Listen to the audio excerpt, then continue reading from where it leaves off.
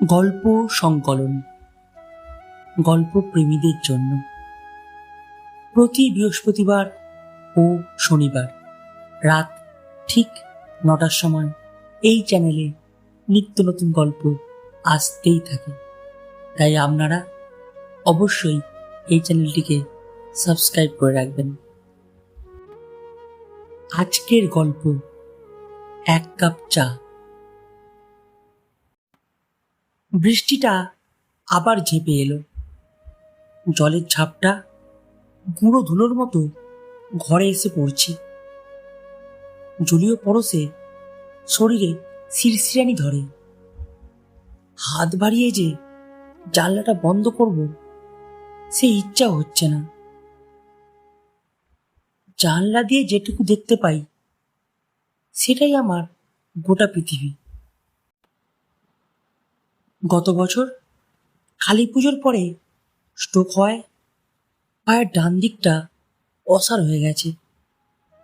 কোনো রকমে বসে বসে ঘষে ঘষে বাথরুমের কাজগুলো সারি। এও ভাগ্যে ছিল। কোনোদিন কি দুঃস্বপ্ন ভেবেছিলাম এমন দিন আমার জীবনে আসবে?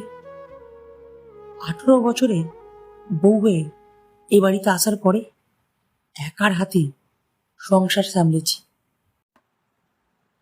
দোতলা বাড়ির গোটা 10 ঘর পরিষ্কার করা, ছেলে মেয়েকে মানুষ করে প্রতিষ্ঠিত করা, স্বামী আত্মীয় কুটুম্বের দেখভাল করা। তখন কত মূল্য ছিল আমার। আমার কথায় গোটা সংসার চলত। সবার প্রয়োজন আমার দ্বারা মিটত বলে আমি একজন প্রয়োজনীয় মানুষ ছিলাম।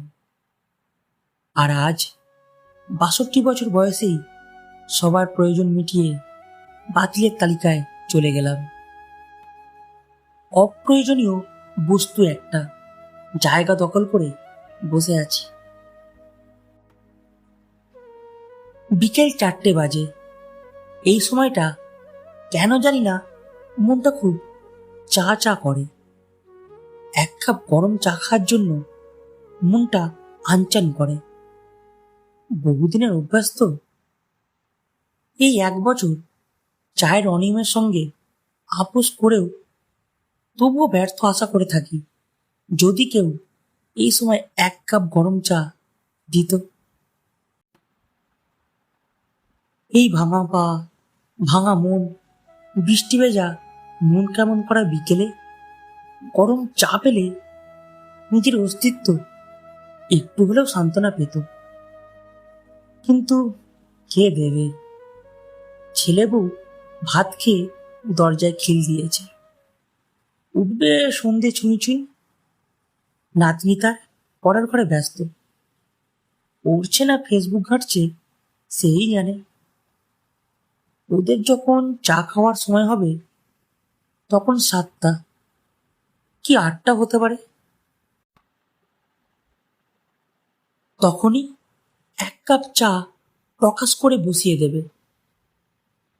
একবার মনে হয় বলি, চা খাবো না, এখন কি আর চা খাওয়ার সময় আছে? ভগবান যে মেরে রেখেছে, রাগ করা কি আমার সাজে? 2টো বিস্কুট ভিজিয়ে 1 কাপ চা দিয়ে সন্ধ্যার টিফিন সারি। বর্ষার সন্ধ্যায় তেলে ভাজা, চিড়ে ভাজা, বাদাম ভাজা, কত কিছু খাবার কথা মন জুড়ে আনাগোনা করে। কিন্তু কার কাছে বলবো এই অভিলাষের কথা? সবাই আমার এখন শত্রুপক্ষ। বললেই রে রে করে উঠবে। পেট খারাপ হলে, গ্যাস হলে কে দেখবে? শরীরের ক্ষমতা আছে? সবই তো হারিয়ে বসে আছো। যেন আমি ইচ্ছা করে এটা ঘটিয়েছি। এখন 24 ঘন্টা বোবা শ্রোতার ভূমিকা পালন করি। মনে হয় আমি এবারের কর্ত্রীও নয়।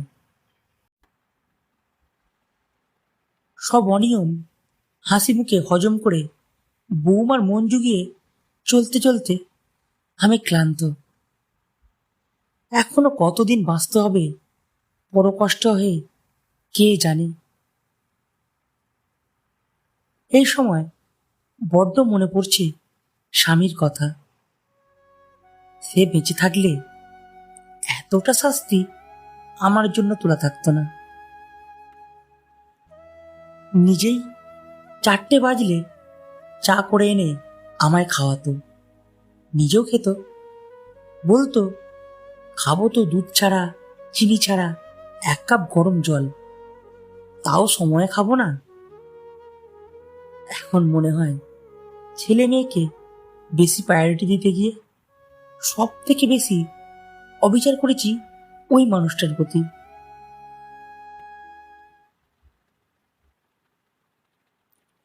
ছোটবেলায় বাপের বাড়িতে দেখতাম বিকেল হলে জনা দশেক বয়স্ক ঠাম্মিরা মায়ের কাছে গল্প করার ছল করে ভিড় করত। দেখতাম একদিকে কেটলিতে চায়ের জল ফুটছে, অন্যদিকে মা পাঁপড় ভাজছে। আপ্যায়ন করার এমন সুযোগ পেয়ে মায়ের মুখটা সোনার মতো চকচক করছে।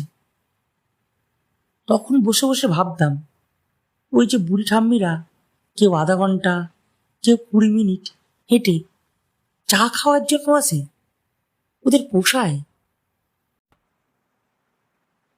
এখন বুঝতে পারি কেন আসতো। শারীরিক সক্ষমতা থাকলে আমাকেও ওই পথেই হাঁটতে হতো। এমনি করে কেটে গেল আমার তাপ্তি মারা জীবনের আরো 5টি বছর।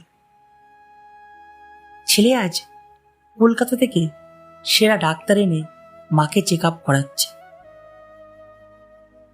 চেক আপ শেষ হলে ছেলে বৌমাকে ঘরে ডেকে নিয়ে গিয়ে ফিস ফিস করে কিসব বলে। মনে হয় ডাক্তার কোনো আশার খবর শুনিয়েছে।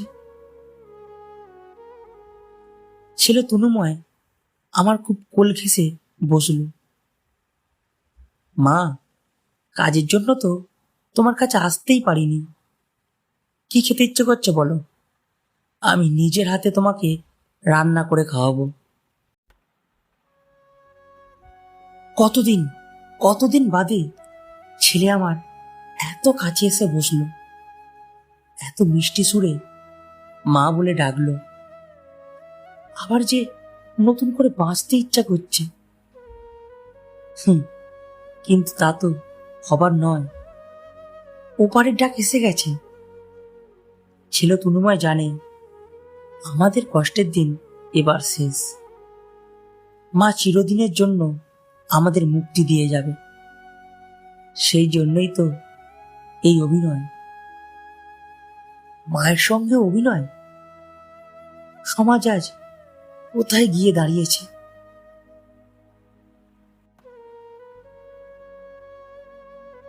চিরাচরিত নিয়মে আজও বিকেল হলো। 4টে বাজার সঙ্গে সঙ্গে গরম চায়ের কাপ নিয়ে বৌমা হাজির। বৌমাকে খুব আবছা দেখছি। হাত পা ক্রমশ নিস্তেজ হয়ে যাচ্ছে। আমি ক্রমশ তলিয়ে যাচ্ছি মৃত্যুর গহ্বরে। যেন কোন ওপার থেকে, বহু দূর থেকে বৌমা বলে চলেছে, মা, আপনার জন্য চা এনেছি, খেয়ে নিন, ঠান্ডা হয়ে যাবে তো।